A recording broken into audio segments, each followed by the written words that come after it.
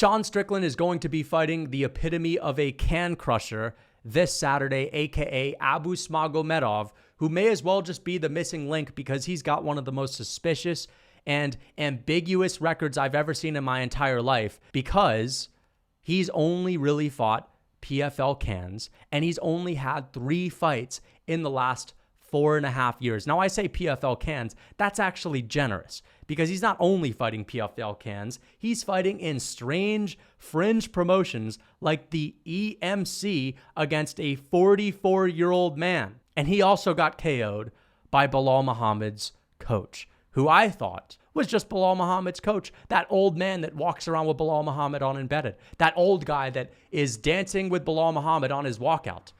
That's the dude that knocked Abus out. And he was 40 years old when he did it. Now, to be fair, Abus Magomedov, that was 4 years ago. But it's like, what experience has he gained since then? This dude never fights. 3 fights in the last 4.5 years, all against cans, and his UFC debut being against Dustin Stoltzfus, someone that is 1-4 in the UFC, that's basically as shitty as you can get for being in the UFC. And now you're going to be stepping up to fight a guy as seasoned, as experienced as Sean Strickland.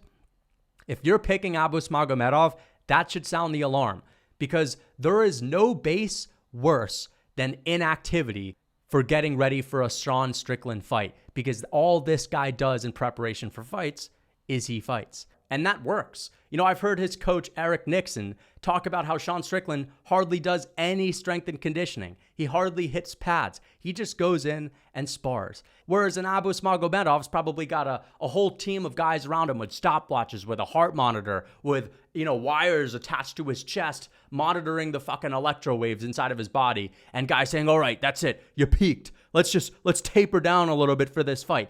You think Sean Strickland has to taper down? You think Sean Strickland is peaking? There's no science to his game plan at all. And Abus Magomedov, given that he's pulled out of a lot of fights and he's only had 3 in the past 5 years, he strikes me as the kind of guy that's probably like, well, if my training camp ain't perfect, then I'm not going to fight.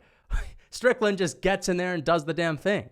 And this is why Strickland's so good once it actually gets to the fight itself, because he basically says, like, to his opponents, and this is what I get from his style, it's the epitome of screw all the X's and O's, screw your little idiosyncrasies and all your fancy schmancy fight philosophy. We're going to get in there and we're going to bang, all right? It's as simple as that. And at the end of the day, all that fancy schmancy bullshit ain't going to work on a guy that's as experienced as Sean Strickland, that shows up to the gym and all he does is fight. And so guess what? He's more used to slipping punches and throwing punches in an actual setting where it's close to fighting than you are, unless you're Alex Pereira and you're at the level to where you can just style on him because you're the best kickboxer on the planet.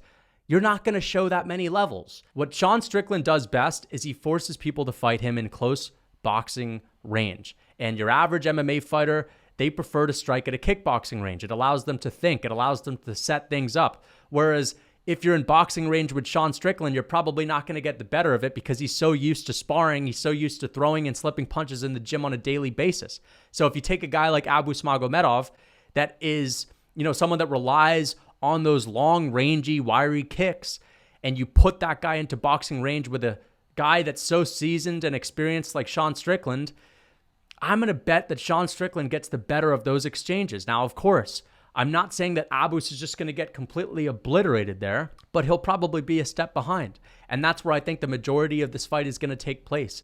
Abus Magomedov is going to be able to fight at range in the first round, but Sean Strickland's going to be on the defensive, and he's going to try to make Abus swing and miss. And once the sting at the end of those shots starts to diminish from Abus Magomedov, Sean Strickland's going to be more keen to march him down.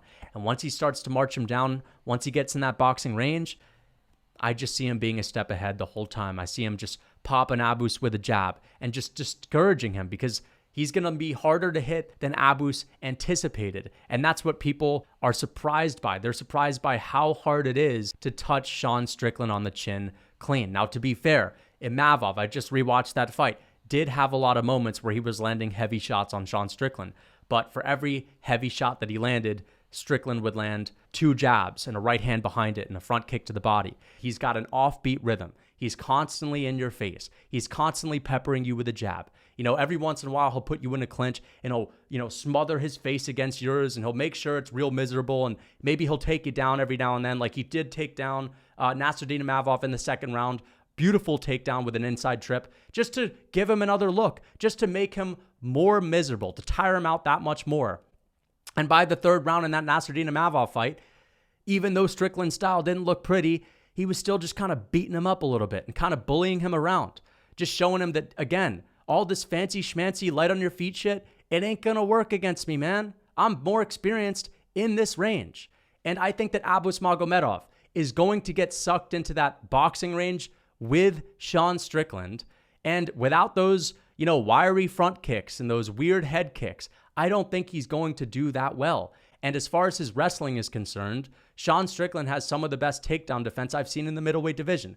And the perfect example that I can use is, once again, he was able to take down Nasruddin Imavov, and he was also able to stop all of Imavov's takedowns. Another fight in which he showcased his takedown defense was against Jack Hermanson. Now, that being said, Jack Hermanson's takedown entries weren't that great, but Sean Strickland effortlessly just shucked him off every time he attempted to take him down. And look at what happened to Nasruddin Imavov when he fought Chris Curtis. I was saying Chris Curtis is going to stuff the takedowns. Chris Curtis trains with Sean Strickland. He has really good takedown defense. And Nasruddin Imavov took down Chris Curtis with ease, a guy that had never been taken down in the UFC. And that was only like 5 months after his fight with Sean Strickland. That was a few weeks ago. So if Nasruddin Imavov has the wrestling to take down a guy with solid takedown defense in Chris Curtis and just get his back and out-grapple him and threaten a rear naked choke, the fact that he can't take down Sean Strickland at all when he's getting outboxed on the feet shows me that Sean Strickland's takedown defense and his grappling is rock solid. And Abus Magomedov has a couple of submissions throughout his career. It's hard to find tape on him, but what I've seen is him submitting guys up against the fence when they're trying to shoot a takedown. But I think in those positions, Sean Strickland is stronger. He's not a 40-year-old man getting his neck taken and getting swept on the ground and just beaten up down there. No, he's much more competent when it comes to his grappling. And another thing that gives me confidence is when I hear Sean Strickland talk about grappling, and you'll only really see these clips in videos that are kind of hard to find. They're just out there on YouTube of Sean Strickland. Maybe he's giving a speech to guys in the training room. You'll see it on someone's story every now and then. He's always preaching how too many people concede to bottom position on the ground, and that there's not enough sense of urgency to get up to your feet, and that the number one thing that matters once you get taken down is your will to get up. It's just constantly scrambling, never accepting bottom position. And I believe that that kind of mentality is really what allows Sean Strickland to keep these fights standing. And it's important to note that he's been out-grappled before. Going into the Kamaru Usman fight, Strickland, and this was at 170 pounds. This was a while ago, one of Strickland's first fights in the UFC. He got out-grappled, he got taken down, and he was a jiu-jitsu guy going into that fight. After that, he was like, fuck all this jiu-jitsu shit. I need to learn wrestling. I need to be more tenacious on the ground. I need to be able to grind when someone is trying to take me down. I need to be able to out-tough them in those grappling sequences. And I feel like he's made it a mission throughout his career to make sure that he's not just ragdolled again.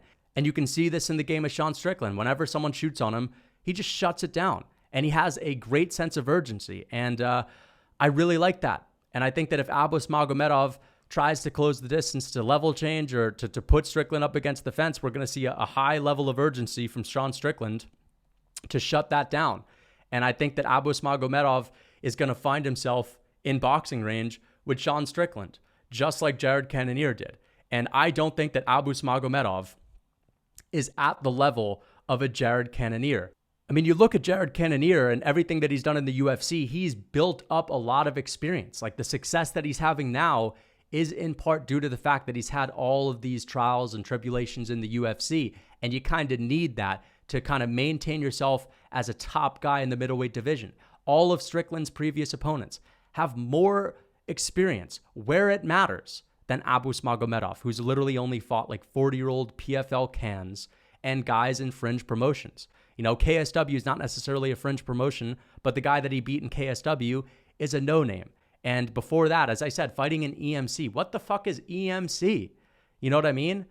I just don't think that that kind of experience is conducive to you having success against a guy that has solidified himself as one of the top guys in the middleweight division and isn't going anywhere. We have guys like Marvin Vettori or a guy like Jack Hermanson that's been in the rankings for a while, but we just know they're not a solid top 5 guy. Strickland has put himself there, and he's proven that he's good enough to be there for a while. And the way that this fight is going to play out is Abus Magomedov is going to go for the finish early on. Sean Strickland's going to evade these front kicks. He's going to evade these wiry head kicks and these big looping hooks. He's going to make Abus swing and miss. And in the second round, Abus Magomedov is going to be sweaty and he's going to be looking a little bit more tired, and the sting at the end of those shots will decrease because he's already swung and missed a lot. And Sean Strickland's going to start marching him down, and Strickland's going to be landing that sneaky front kick to the body, which is an excellent weapon of his that's pretty underrated. And it doesn't look like it does all that much to his opponents, but that's definitely one of the weapons that is effective in slowing his opponents down.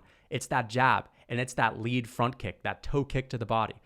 And I think Strickland's going to wear on Abus, and he's just going to beat him up a little bit. And I'm going to pick Strickland by 49-46 or 48-47. That's possible too. We're going to see a decision win. Strickland doesn't have that much power in his hands, and Abus Magomedov is a tricky opponent. He's a big guy too. He's unorthodox, so I think that he'll be able to stay in there, but I can't see him doing much better than Nasruddin Imavov, who in my opinion lost about 4 rounds of that fight. So yeah, Strickland, just by being a better boxer and forcing Abus to fight his fight, which is Strickland imposing his will in boxing range and just being more experienced. So I want to know what you guys think of this matchup.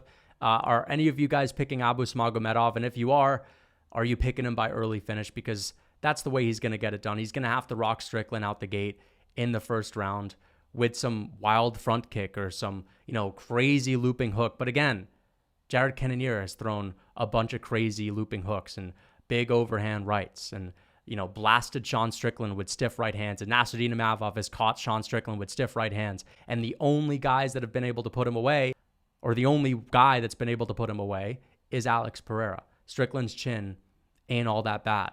It actually has held up and impressed me more times than not. Again, I expected him to get knocked out by Jared Cannonier because he had gotten KO'd in the fight before that by Alex Pereira, but he was able to eat those shots. And I don't think that Abus Magomedov, unless he's landing the perfect front kick, is going to be able to put Sean Strickland out. So I hope you guys enjoyed the video. Until next time. What is up, guys? It's Lucas Tracy MMA here, and I want to let you guys know that I have something for you, and that's a real food cookbook. Because if you're walking around looking like Chris Dawkins, you got to get that weight off. I don't know if you think you're DC or something, but most people usually don't perform at their best when they're walking around with 30% body fat. So if you're trying to lean out and you still want to eat good, tasty comfort foods, well, you could check out my Real Food Cookbook, because I've made it a purpose to have good, tasty foods that you can still eat just without all the processed bullshit, without all the processed ingredients like soy and seed oils. So guys, check out the Real Food Cookbook. Use code MMA for 30% off. The link is in my description. Don't forget that discount.